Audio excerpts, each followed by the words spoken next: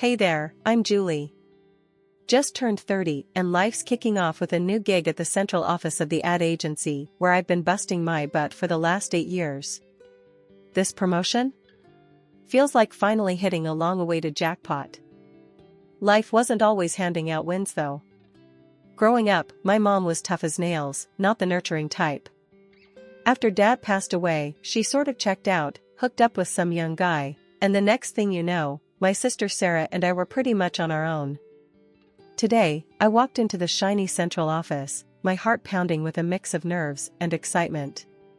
The place was buzzing like a beehive, screens flashing, phones ringing, and keyboards clacking, a symphony of the grind, you know? My boss, Mr. Carter, was another story. Picture a guy who looks like he's never cracked a smile in his life. First thing he said to me wasn't even a hello. He just looked me up and down and grunted. "Hope you're as good as they say. We don't have room for slackers here." "Thanks, I'll do my best," I replied, trying to keep it cool while thinking, great, this dude's gonna be a joy. The office was my new battlefield.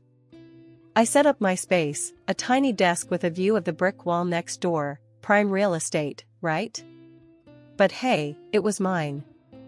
I was ready to dive in, make those ads that people can't stop talking about. Sarah called me during lunch.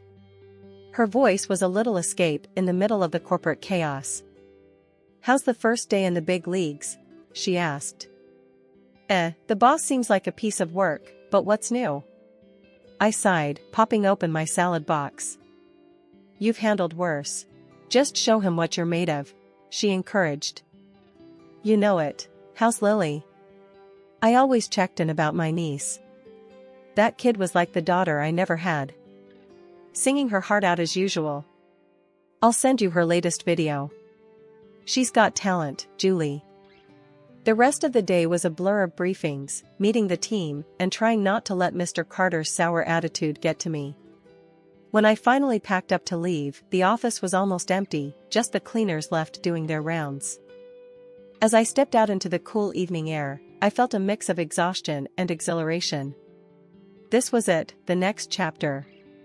And no matter how tough the boss or how long the hours, I was ready to make it count. For me, for Sarah, and heck, for Lily too. I wasn't going to let anyone down, not this time. If anyone ever tells you the first day at a new job is the hardest, they haven't stuck around long enough to see the second. Today at the office was proof enough that things were just heating up, and Mr. Carter was at the center of this inferno. I got in early, armed with a strong coffee and a thicker skin than yesterday. My desk was still in disarray, papers here, files there. It looked like a tornado had a dance party. I was sorting it all out when Mr. Carter strolled in, his eyes zeroing in on me like I was the bullseye on a dartboard. "Julie, this campaign for Del Monte's, it's not hitting the mark. Redo it. I want fresh ideas on my desk by tomorrow morning," he said, dropping a file thick as a brick in front of me. His tone wasn't exactly what you'd call friendly. "Understood, I'll get on it right away," I replied, keeping my voice steady. No way was I giving him the satisfaction of seeing me sweat.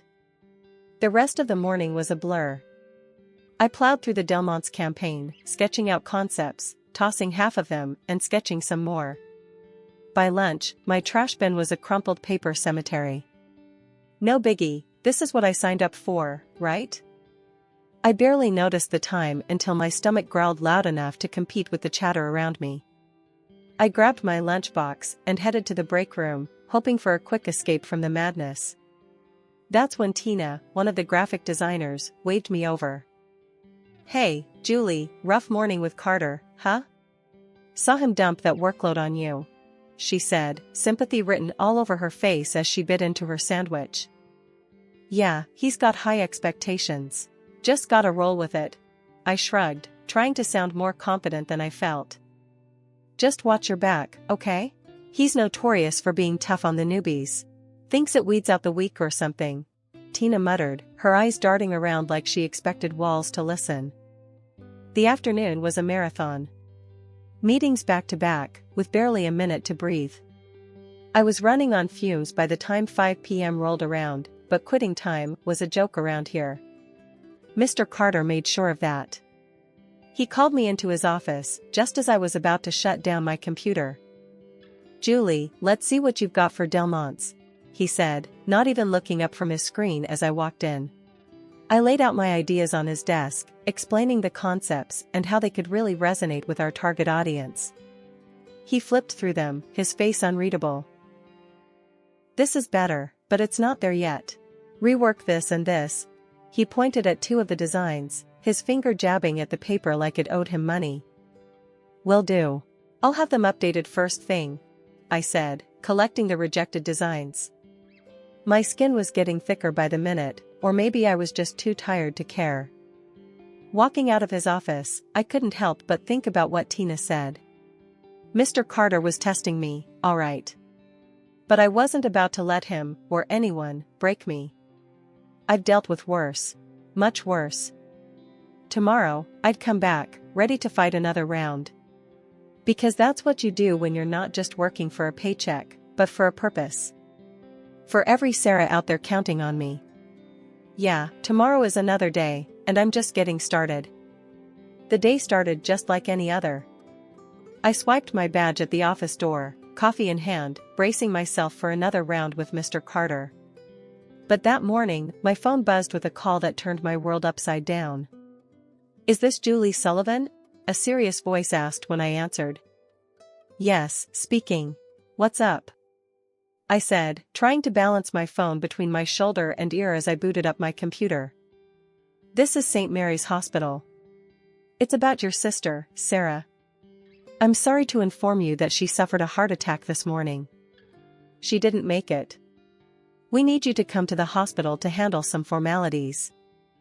I stood there, phone still pressed to my ear, the buzz of the office fading into a distant murmur. "Sarah, gone?" It felt surreal, a bad dream I might wake up from. I managed to mumble a thank you and hung up. My hands shook as I grabbed my purse and headed to Mr. Carter's office. He was on a call, looking annoyed as usual. I knocked, and he waved me in, not missing a beat in his conversation. "It's my sister, Sarah. She passed away this morning. I need to leave," I said, struggling to keep my voice steady. He stared at me, his expression softening for a split second before hardening again. "Look, Julie, personal issues are your own. If you start taking time off every time something happens, I might as well find someone else who can commit." The harshness of his words stung, but I was too numb to react with the anger I felt bubbling inside. I rushed out of his office, out of the building, barely noticing the blur of the city as I hailed a cab to the hospital. At the hospital, the reality of the situation hit me hard. I signed papers, nodded through condolences, and somehow made it through the motions. Then I remembered Lily. School was almost over, and she'd be wondering where her mom was. I left the hospital and made my way to her school. My heart pounded as I waited outside, watching the gate like a hawk until I saw her familiar little face. She smiled when she saw me, skipping over in her usual carefree way. "Hey, Auntie Julie. Did Mom send you to pick me up?" Lily asked, her backpack bouncing as she hugged me. I took a deep breath, the words stuck in my throat. "We need to talk, but let's get you home first, okay?" We reached her house, and I fumbled with the keys. Once inside, I sat her down and took a deep breath. "Lily, something very sad happened today," I began, my voice trembling. Lily looked up at me, her smile fading as she sensed the seriousness of my tone. "What is it, Auntie Julie? Where's Mom?" Her voice was small, scared. I took her hand, squeezing it gently. "Lily, your mom, she had a very bad heart attack today. She didn't make it, sweetheart." Lily stared at me, her eyes wide, uncomprehending at first. Then, as the reality sank in, her face crumpled, and she burst into tears. I pulled her into my arms, holding her tight as she sobbed. After the initial shock and the blur of hospital visits, reality kicked in hard. I was not just Julie anymore, I was now Julie and Lily's guardian, protector, and suddenly the only adult in our duo. I sat at our kitchen table, papers spread out like a war map, legal documents, custody forms, and a stack of bills that Sarah had left behind. My phone buzzed with a reminder of a meeting with the lawyer in an hour. At the lawyer's office, Mr. Hanson, a graying man with gentle eyes, greeted us. "Julie, Lily, I'm deeply sorry for your loss. Let's make this transition as smooth as we can for you both." We discussed guardianship, the house, and Sarah's few assets. It was all so businesslike, so cold, yet necessary. Mr. Hanson handed me a stack of forms. "You'll need to sign these for the custody proceedings, and there are some financial matters to settle. Lily's care is the priority." I nodded, scribbling my signature where he pointed, feeling each stroke of the pen like a step into unknown territory. The next few days were a blur of funeral arrangements, meetings, and late-night Google sessions on how to be a guardian. Lily was quiet, her usual bubbly self muted by grief. I tried to keep things normal, but our small talk felt hollow. The weekend brought more responsibilities. I met with Sarah's boss, collected her final paycheck, and sorted through her personal items at her desk, a collection of photos, a half-used notebook, her favorite pens. Returning home, I found Lily sitting on the porch, her guitar in hand, strumming a tune that was too sad for her years. "Hey, you play beautifully," I said, sitting beside her. She smiled weakly. "Mom taught me. She said music helps when things get tough." "It does. Maybe you can teach me one day," I joked, trying to lighten the mood. Lily laughed, a sound so rare these days it was like music itself. "I'd like that." Lying in bed that night, I stared at the ceiling, thinking about the road ahead. It was daunting, terrifying even. But looking over at Lily, sleeping peacefully, I knew I had to be strong. For her, for Sarah, and maybe even a little for myself. It was then I realized I hadn't told Mom about Sarah. Pulling out my phone, I dialed her number, the rings echoing in the dark room. Finally, she picked up, her voice breezy and distant. "Julie? What is it?" "I'm on vacation in Hawaii," she said, irritation seeping through her tone. "Mom, it's Sarah. She passed away 5 days ago," I said, my voice breaking. There was a pause. A long, chilling silence. Then, "Well, that's your problem, Julie. I'm busy here. Did she leave anything behind? Any insurance, property?" Her words stung, harsh and cold. I was shocked, my heart sinking further. "No, Mom. Just forget it." I hung up, feeling a mix of anger and despair. That was the last straw. Sarah's funeral came and went without her. I barely thought of her after that. I focused on Lily, found a nanny to help out, and took custody. Adjusting to life with Lily was no easy task. Every morning was a race against the clock, getting her ready for school, ensuring I had all the documents for another round of custody forms, and then the mad dash to work. Each day, I could feel the tension mounting at work, the disapproving glances from Mr. Carter growing sharper. Then, one dismal Tuesday, it all came crashing down. I walked into the office, the morning buzz unusually tense. Mr. Carter called me into his office as soon as I arrived. The look on his face was all I needed to see. "Julie, this isn't working out," he said bluntly, his voice devoid of sympathy. "Your personal situation is affecting your performance, and we can't afford to carry dead weight." I stood there, numb, the words echoing in my mind. Fired. Just like that. My thoughts raced to Lily, our rent, food, her schooling. Panic set in. The walk home was a blur. My mind was a mess of fear and worry. How were we going to survive? What would happen to our little family now? These questions pounded in my head with each step I took. When I got home, Lily was there, a look of surprise crossing her face as she saw me. "Aunt Julie? What are you doing home so early? Is everything okay?" I sighed, the weight of the day's events settling around my shoulders. "No, honey, it's not okay," I admitted, sitting down heavily. "I lost my job today. I don't know what we're going to do." Lily's eyes widened, her face filled with concern. She chewed her lip, thinking. Then, without a word, she disappeared into her room. A moment later, she came back, holding her backpack. It was stuffed with bills. She poured out a mountain of dollars onto the kitchen table. I stared in shock, never having seen so much cash at once. "Lily, where did this come from?" I asked in a whisper, afraid of the answer. "It's my money, Aunt Julie," Lily said proudly. "I earned it by singing. Mom helped me set up a YouTube channel a few years ago. I've been posting my songs and videos there." She pulled me over to her computer and opened her YouTube channel. It was filled with videos of her singing, each with millions of views and hundreds of comments praising her talent. The subscriber count was in the hundreds of thousands. I was floored. My niece, who I thought was just dabbling in music as a hobby, had turned it into a lucrative venture.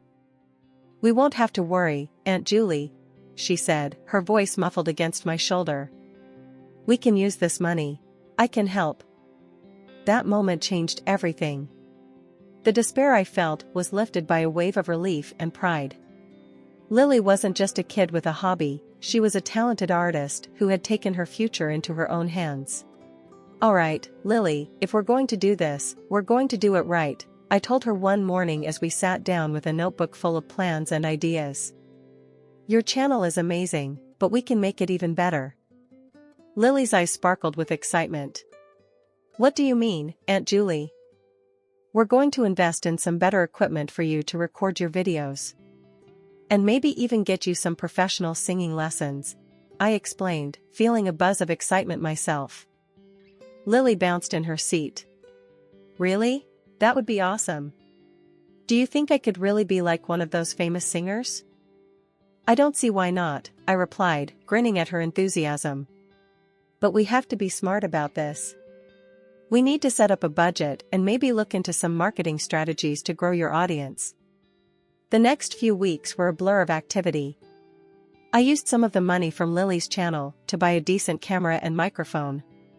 We set up a little studio in her room, draping sheets to improve the acoustics and setting up lights. Every evening after dinner, Lily would record, and I'd sit at the computer, learning how to edit videos and manage a YouTube channel. We also started looking into vocal coaches, and soon Lily was taking lessons twice a week. Her coach, Ms. Nora, was a kind but firm woman who had once had a career in opera. She took Lily under her wing, and the progress was evident. "You're a natural, Lily," Ms. Nora told her after a particularly good session. "Keep this up, and you'll go far." Lily beamed, and I felt a swell of pride. Not just in her talent, but in her dedication. She was working hard, balancing school and her passion for singing without a complaint. As her channel grew, so did our confidence. I started experimenting with different types of content, integrating fan suggestions, and even arranging a few live streaming sessions for Lily, which were a hit. Her fan base grew, and with it, the revenue from her channel. One evening, as we reviewed the month's earnings and expenses, I realized we were actually making much more now than I had been at my job. It was a strange and exhilarating feeling. "Look at this, Lily. You're doing it. You're really doing it," I said, showing her the spreadsheet. Lily hugged me tight. "We're doing it, Aunt Julie. You're the best manager ever." "I'm just following the boss's orders," I teased, ruffling her hair. Several months passed in this manner. Things were looking up, we were not just getting by, we were actually thriving. Then one afternoon, as I was sorting through the mail, a legal notice caught my eye. It was a custody petition from my mother. My stomach churned as I read through the cold, formal language, outlining her intent to claim custody of Lily. Frustrated and a bit scared, I called my mother to confront her about it. I decided to record the conversation, just in case. "Mom, what's this about you trying to take Lily away from me?" I asked as soon as she picked up. "Listen, Julie, Lily is a budding star, and you know it. With her talents, she'll be rich, and you know I've got a young husband now, and we need the money. So, this is just about money for you?" I asked, although I already knew the answer. "Think as you want," she said. Then, she dropped a bombshell. If you give me $200,000, I'll drop the custody case. Think of it as an investment in keeping your little family together. I was stunned into silence. The audacity of her blackmail was unbelievable. Her laugh at the end of the line before she hung up only added salt to the wound. I immediately called my lawyer and relayed the conversation, forwarding the recording I had made. We can use this in court.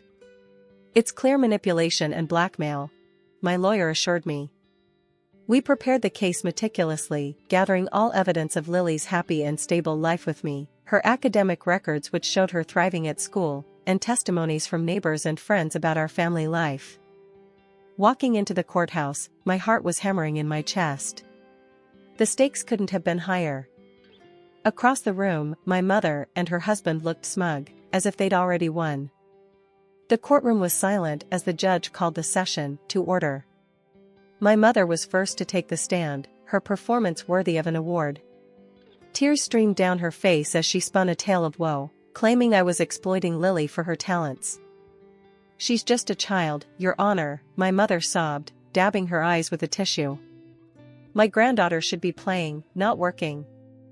I want to ensure she has a normal childhood. It was my turn next. My lawyer stood, calm and collected. Your Honor, these claims are not only unfounded but are a deliberate attempt to manipulate the situation for financial gain, he stated confidently. He laid out document after document, each proving that Lily's involvement in her YouTube channel and performances were well within legal bounds, that she was excelling in school, and that her emotional and physical needs were being met, if not exceeded, under my care. Then came the moment that turned the tide. My lawyer played the recording of the conversation I'd had with my mother. The courtroom was dead silent as her voice filled the space, detailing her demands for money and her plan to use Lily as a means to secure it. The color drained from my mother's face as her own words betrayed her. The judge's expression hardened as he listened, his pen pausing over his notes. It was Lily's turn to speak. She stood up, her small frame resolute.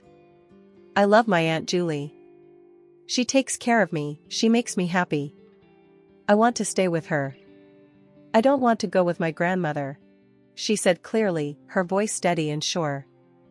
The judge nodded, taking in her words, then made his decision. Custody will remain with Ms. Julie Sullivan. The petitioner's claims are dismissed on the grounds of attempted financial coercion and lack of genuine concern for the child's welfare. My mother stormed out of the courtroom, her dreams of an easy payday crumbling around her. As we left the courthouse, Lily squeezed my hand tightly. Are we okay now, Aunt Julie? Is it over? She asked, looking up at me with wide, hopeful eyes. Yes, Lily, it's over. We're more than okay, I assured her, my relief immense. Life settled into a wonderful routine after that. Lily's YouTube channel blossomed under her continued passion for music and singing. She performed at local events, her confidence growing with each applause. Her joy was infectious, and it spread through every aspect of our lives. We transformed one of the rooms into a small studio, where she could practice and record in peace. I took charge of the managerial duties, ensuring she had the right balance between her career and her childhood. The community rallied around us, their support unwavering. Financially, we were stable too. The earnings from her channel were more than sufficient, allowing me to set aside a substantial amount for her future education. I want you to have every opportunity, Lily. Whatever you want to study, wherever you want to go, I told her one evening as we reviewed some college brochures. Lily hugged me tightly. I know, Aunt Julie. Thank you for everything. I'm going to study music, I think. And maybe business, so I can manage my own career one day, like you manage me. Her words filled me with pride. We had come through so much, turned so many corners, and now the path ahead was bright with promise.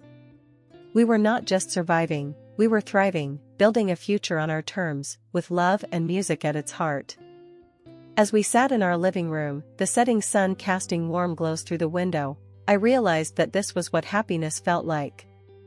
It wasn't just about overcoming the challenges, but celebrating the victories, big and small, along the way.